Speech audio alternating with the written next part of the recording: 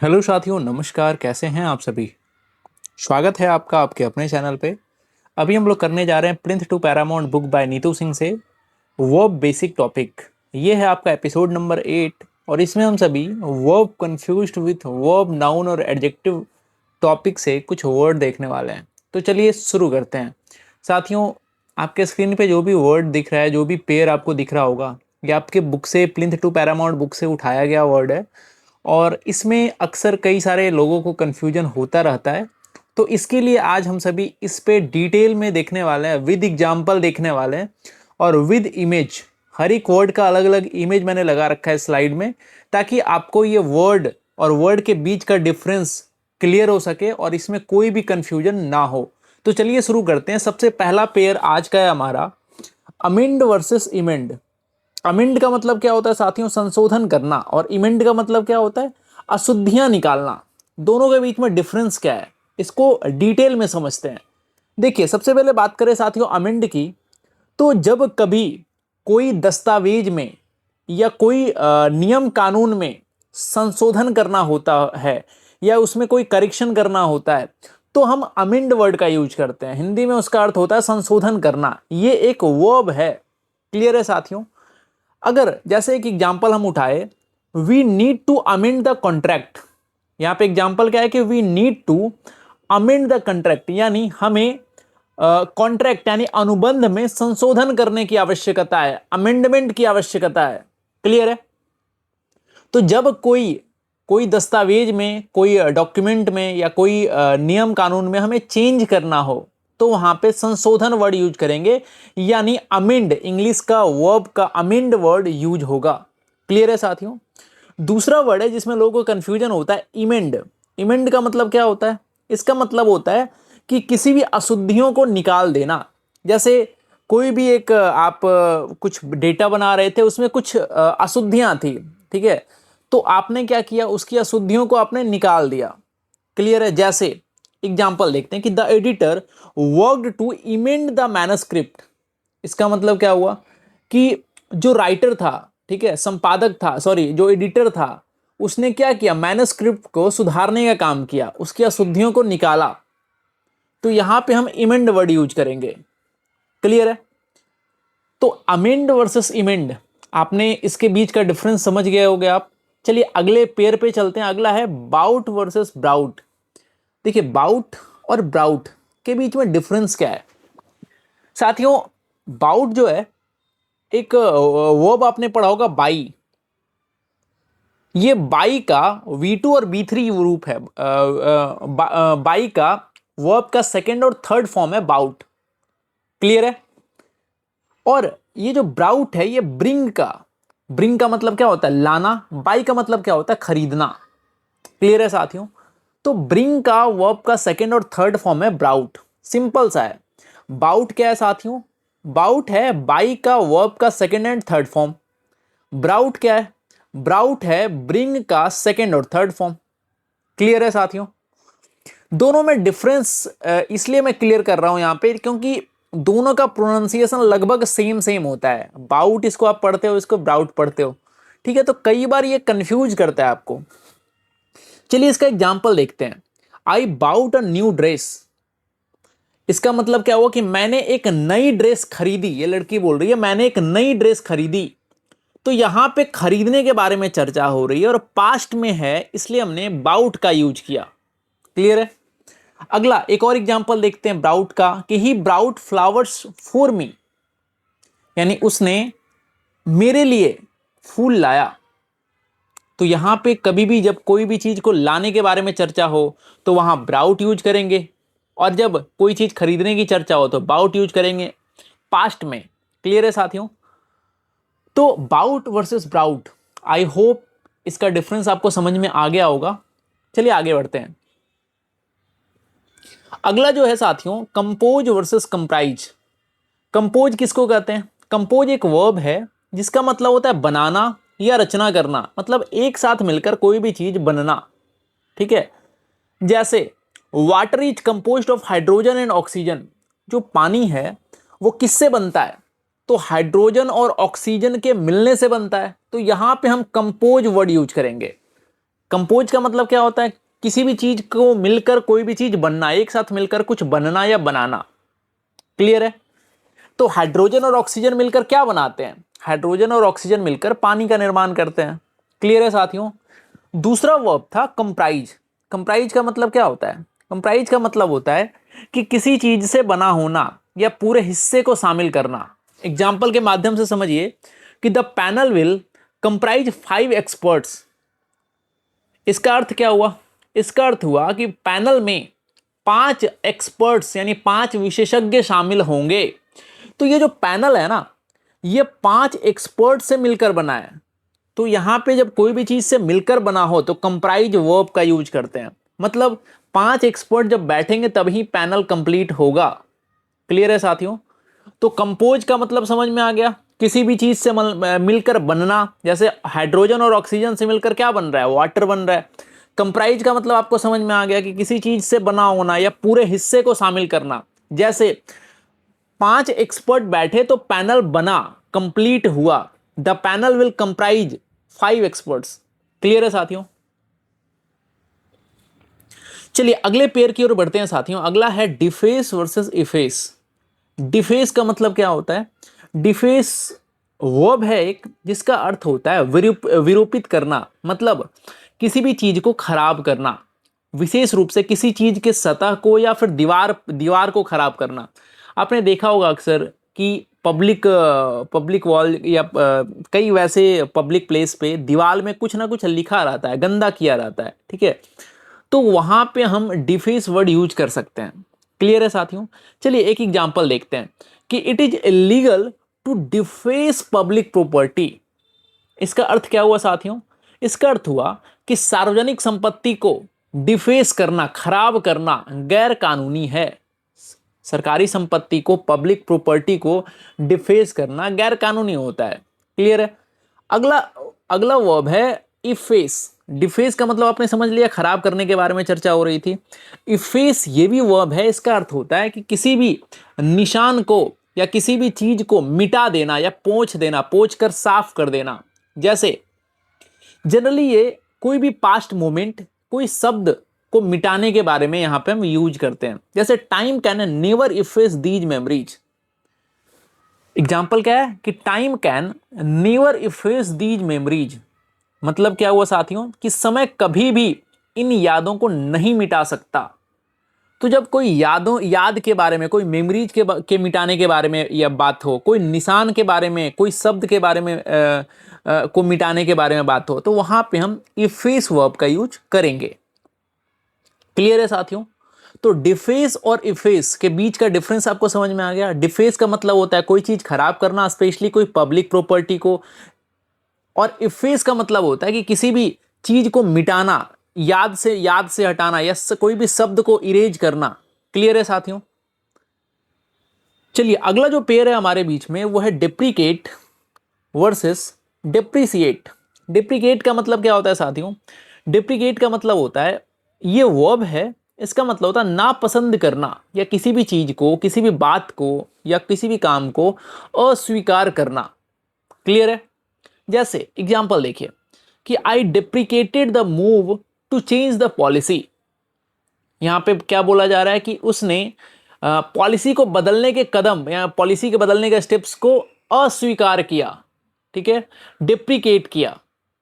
जैसे यहां देखिए आई स्ट्रांगली डिप्रिकेट दिस मूव। ये क्या कर रही है? अपोज कर रही है। ये जो लड़की है ये अपोज कर रही है इस पॉलिसी को। तो जब कभी अपोज करने के बारे में बात हो या अस्वीकार करने के बारे में बात हो, कोई भी पॉलिसी, कोई भी काम, तो वहां पे हम डिप्रिकेट वर्ड यूज करते हैं। क्लियर है साथियों? अगला अगला था डिप्रिसिएट। डिप्रिसिएट वर्ब है, वर्ब के रूप में इसका यूज किया जाता है और आपने इसका कई बार सुना होगा यूज। जैसे जब किसी भी चीज का वैल्यू कम हो जाता है, जब किसी भी चीज का मूल्य कम हो जाता है, तो वहां पे हम डेप्रिसिएट वर्ड यूज करते हैं। जैसे a new car starts to depreciate as soon as you drive it. मतलब क्या हुआ कि आप जैसे ही कोई एक नई गाड़ी को आप चलाते हैं तो उसका मूल्य कम होने लगता है। यानी आपने एक नई गाड़ी खरीदी और आप जितना उसको चलाते जाओगे उसका वैल्यू कम होता जाएगा। बाद में अगर आप उसको बेचने जाओगे तो बहुत कम पैसे आपको मिलने वाले हैं। क्लियर है। दूसरा, आपने जनरली सुना होगा साथियों कि जो रुपया है उसका मूल्य डिप्रिसिएट हो रहा है, रुपया का वैल्यू डिप्रिसिएट हो रहा है, किसके मुकाबले? डॉलर के मुकाबले। ठीक है, तो डिप्रिसिएट वर्ड जो यूज करते हैं वो किसी चीज का वैल्यू कम होने के लिए हम यूज करते हैं। क्लियर है साथियों। चलिए अगला जो पेयर है हमारे पास वो है इन्वेलप वर्सेस इन्वेलप।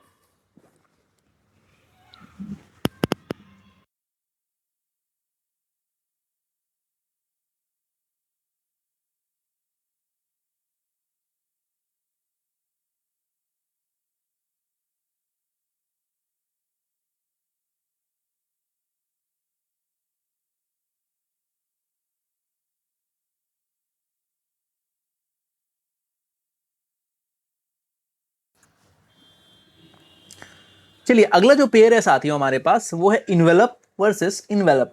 इन्वेलप का मतलब क्या होता है? इन्वेलप का मतलब होता है कि किसी भी चीज को ढकना। देखिए दोनों इन्वेलप हैं, लेकिन एक इन्वेलप वर्ब है यहाँ पे, दूसरा नाउन है। दोनों के बीच में डिफरेंस भी ज्यादा कुछ नहीं है। जिसके लास्ट में ई एक्स्ट्रा लगा है ना वो हमारा नाउन है, जिसके लास्ट में ई नहीं लगा है वो हमारा वर्ब है। क्लियर है साथियों। तो दोनों इन्वेलप के बीच का डिफरेंस को समझिए और उसके यूज को समझिए। जैसे इन्वेलप वर्ब का मतलब क्या होता है? किसी भी चीज को ढकना या कवर करना।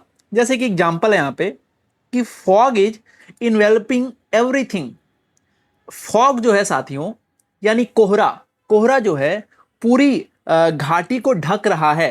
क्लियर है। दूसरा एग्जांपल है इन्वेलप। इन्वेलप का यूज आप क्या करते हैं कि कोई भी लेटर को एक जगह से दूसरे जगह भेजने में, तो इन्वेलप का अर्थ होता है, नाउन वाले इन्वेलप का अर्थ होता है लिफाफा। ठीक है, उसका यूज हम क्या करते हैं? उसका यूज करते हैं कोई भी लेटर को उसमें डालकर एक जगह से दूसरी जगह भेजा जाता है। जैसे put the letter in the envelope, मतलब आप लेटर को इन्वेलप में रखिए। क्लियर है।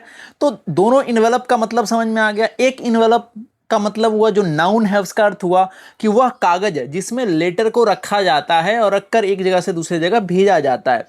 इन्वेलप वर्ब का मतलब क्या हुआ कि किसी भी चीज को इन्वेलप कर लेना, मतलब ढक लेना, आवरण कर लेना, घेर लेना। जैसे कि जो यहाँ पे फॉग था, इसने क्या किया? कोहरा जो था पूरी घाटी को कवर कर लिया। ठीक है, ढक लिया, इन्वेलप कर लिया। क्लियर है साथियों। तो इन्वेलप वर्ड कहीं भी यूज होगा तो आप समझ में आ जाएगा। इसमें क्या करेगा एसएससी? कुछ नहीं करेगा। अब ये जो सेंटेंस है ना, इसमें यहां पे ये वाला इन्वेलप के जगह पे ये वाला इन्वेलप यूज कर देगा। ठीक है, और ये वाला इन्वेलप के जगह पे ये वाला यूज कर देगा। बस एसएससी सिर्फ यही करेगा ये सब। इसलिए बहुत इंपॉर्टेंट टॉपिक चल रहा है अभी और ध्यान देने की जरूरत है आपको। क्लियर है। दोनों के बीच का डिफरेंस समझ में आ गया। चलिए अगला जो पेयर है हमारे पास वो है एक्साइट वर्सेस इनसाइट। एक्साइट का मतलब क्या होता है? आपने एक वर्ड सुना होगा एक्साइटमेंट। ठीक है, तो इसी से बना है एक्साइट। Excite versus insight. साथियों एक्साइट वर्ब है, इसका मतलब क्या होता है? इसका मतलब होता है उत्तेजित करना, रोमांचित करना। जब बहुत ज्यादा कोई खुश हो जाता है तो वहां पे हम एक्साइट वर्ड यूज करते हैं। ठीक है, और एक्साइटमेंट वर्ड भी इसी से बना हुआ है। क्लियर है साथियों। ये वर्ब है, यहां पे लिखा नहीं है, मैं लिख देता हूं। ये क्या है? ये वर्ब है। ठीक है। इनसाइट का मतलब क्या होता है? इनसाइट का मतलब होता है भड़काना, ये भी वर्ब है। इनसाइट पे बाद में आएंगे, पहले देखते हैं एक्साइट को। एक्साइट का एक एग्जांपल उठाते हैं साथियों कि the news will excite the fans.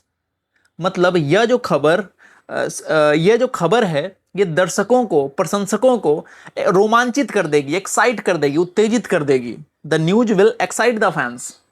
Clear है। तो एक्साइट वर्ड जो है, हम बहुत ज्यादा खुश होते हैं सकारात्मक रूप में, पॉजिटिव रूप में, तो वहां पे हम यूज करते हैं। और एक्साइटमेंट वर्ड जो है वो इसी से बना है, एक्साइटमेंट।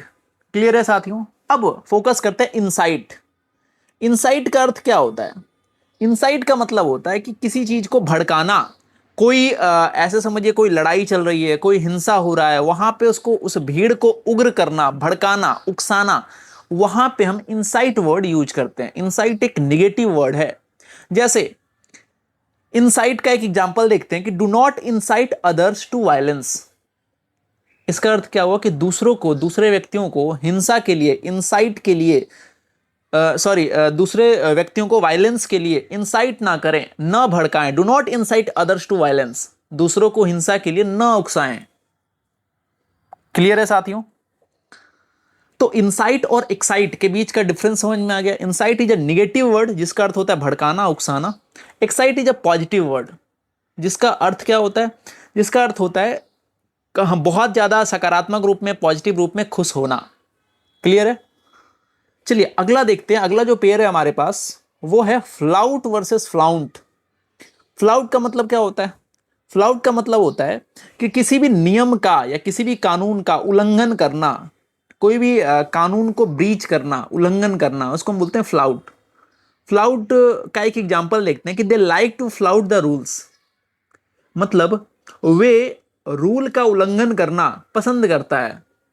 वे कोई भी नियम कानून का उल्लंघन करना पसंद करता है। जैसे ये व्यक्ति को देखिए, यहां लिखा है नो एंट्री, फिर भी जा रहा है। तो ऐसे सिचुएशन को क्या बोलिएगा कि ये जो व्यक्ति है रूल को तोड़ रहा है, कानून की अवहेलना कर रहा है। तो यहां पे हम फ्लाउट यूज करेंगे।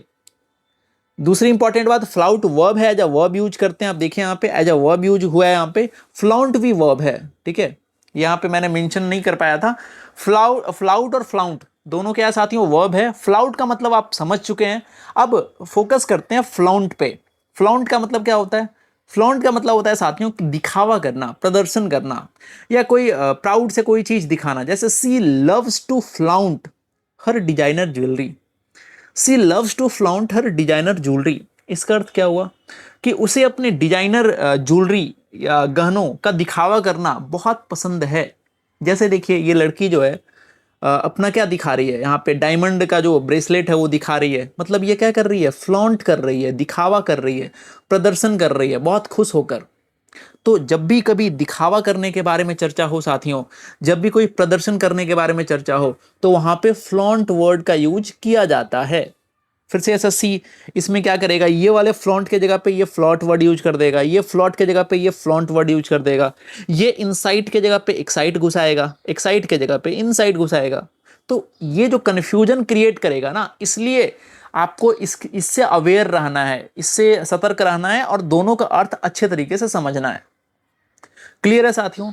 ये स्लाइड को भी आपको संभाल के रखना है। इसका पीडीएफ मैं टेलीग्राम चैनल पे दूंगा। ठीक है, और ये इसलिए है ना क्योंकि आप रिवीजन करोगे ना, जब आपके सामने फोटो होगा, एग्जाम्पल होगा, तो इस तरीके से आप बेहतर तरीके से रिवीजन कर पाओगे। क्लियर है साथियों? चलिए अगला जो पेयर है हमारे पास, अगला पेयर देखते हैं। अगला पेयर है होड वर्सेस होड। होड वर्सेस होड। होड का मतलब क्या होता है? होड वर्ब के रूप में इसका अर्थ होता है कि किसी भी चीज को छिपाकर जमा करना। होड जब इसका यूज हम वर्ब के रूप में करते हैं तो इसका मतलब होता है कि किसी भी चीज को छिपाकर रखना या संचय करना। जैसे देखिए ये जो व्यक्ति था इसने बहुत सारे सामग्री को छिपा कर रखा। ठीक है, जैसे कि एग्जांपल देखते हैं कि ही डिसाइडेड टू होड एक्स्ट्रा फूड। मतलब उस व्यक्ति ने एक्स्ट्रा फूड, एक्स्ट्रा भोजन जमा करने का फैसला किया। और ये जब भी कभी कोई भी एक्स्ट्रा सामान जमा करने के बारे में चर्चा हो, छिपा कर स्पेशली, तो वहां पे होड वर्ड यूज करेंगे। ठीक है, तो ये जो होड हमने यूज किया था साथियों, ये ध्यान से देखिए, ये एज अ वर्ब यूज किया था। क्लियर है? एक और होड होता है जिसका अर्थ होता है लोगों का भीड़। साथियों ये नाउन है। सबसे पहले तो ये समझिए ये नाउन है। होड का मतलब क्या होता है? होड का मतलब होता है भीड़, लोगों का समूह। जैसे यहां आप फोटो फिगर में देख सकते हो, इसको आप क्या बोलोगे? इसको बोलोगे होड। अ होड of tourist block the street. इसका अर्थ क्या हुआ कि टूरिस्ट का एक भीड़ ने रोड को ब्लॉक कर दिया, अवरुद्ध कर दिया। ठीक है, तो होड वर्सेस होड, और इसमें फिर से वही काम करना है आपको, कंफ्यूजन बिल्कुल नहीं रखना है। ठीक है, ये होड है, HOARD, होड ये जो है इसका मतलब होता है जमा करना। ठीक है, यहां ध्यान से देखिए एज अ वर्ब यूज किया गया साथियों इसको। और होड, HORD, होड ये एक नाउन है और इसका अर्थ होता है लोगों का समूह। अ होड ऑफ टूरिस्ट, ध्यान से देखिए ना, अ होड ऑफ टूरिस्ट मतलब पर्यटकों का एक भीड़। क्लियर है? चलिए अगले पेयर की ओर मूव करते हैं। अगला पेयर हमारा, अगला लोध वर्सेस लोध। लोध का मतलब क्या होता है? ये एक वर्ब है, LOATHE। ये जो लोध है साथियों ये एक वर्ब है, ध्यान से समझिएगा, ये एक वर्ब है। इसका मतलब होता है नापसंद करना। इसका अर्थ क्या होता है? इसका अर्थ होता है नापसंद करना, घृणा करना। जैसे I loathe having to work on weekends. ये व्यक्ति क्या बोल रहा है कि I loathe having to work on weekends, यानी मुझे वीकेंड पर काम करना बहुत बुरा लगता है। क्लियर है? तो ये जो लोथ वर्ड है ये एज अ वर्ब यूज किया गया है यहाँ पे, और इसका अर्थ क्या है? नापसंदगी के बारे में चर्चा हो रही है यहाँ पे। क्लियर है साथियों? अगला लोथ जो है इसका ये एज अ एडजेक्टिव, LOATH। देखिए ध्यान से समझिएगा डिफरेंस को। जिसके लास्ट में एक्स्ट्रा ई आया ये वर्ब है और लास्ट में ई नहीं है, तो ये जो लोथ है ये एज अ एडजेक्टिव यूज हो रहा है। क्लियर है साथियों?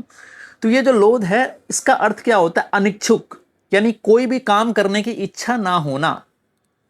जैसे एग्जाम्पल देखिए, ही वॉज लोथ टू एडमिट हिज मिस्टेक। यहां जो लोथ वर्ड यूज हुआ है आप ध्यान से देखिएगा, ये जो है लोथ ये एज अ एडजेक्टिव यूज हुआ है, ना कि एज अ वर्ब।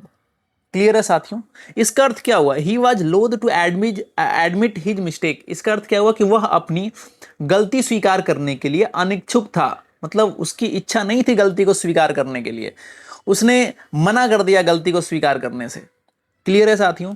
तो इसका डिफरेंस आपको समझ में आ गया होगा। और ये जो बेसिक सा डिफरेंस आपको दिख रहा है ना, सिर्फ एक्स्ट्रा ई का, यही SSC कांड करता है। ठीक है?